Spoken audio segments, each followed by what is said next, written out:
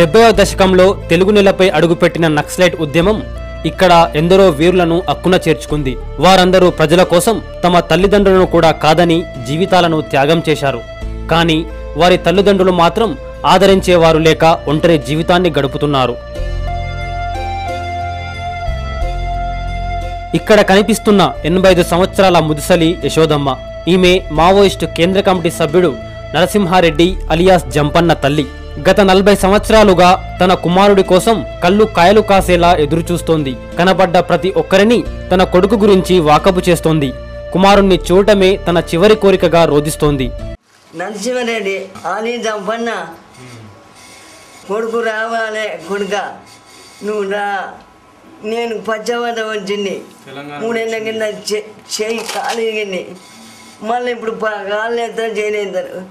ఏడాది మోసపడ్డానా, ఇంక నన్ను నేను చూస్తా కొడుక, నువ్వు రా. ఏమో సార్ ఏమనరు, ఏమని ఇన్నొందులు.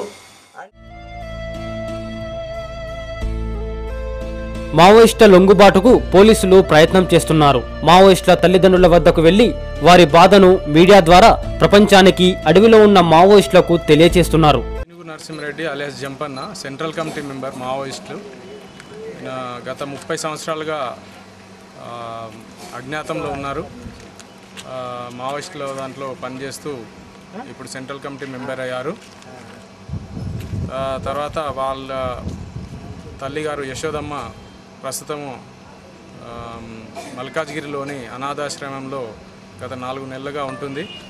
వాళ్ళ బంధువులు సోమిరెడ్డి వాళ్ళ బిడ్డ కొడుకులు వాళ్ళ సేవ చేస్తున్నారు. అయితే అతను రావాలని ఆమె మనస్ఫూర్తిగా కోరుకుంటుంది. అడవి బాట పట్టిన తన కుమారుడి కోసం ఆ తల్లి దీనంగా అడుగుతూ ఎదురుచూస్తోంది.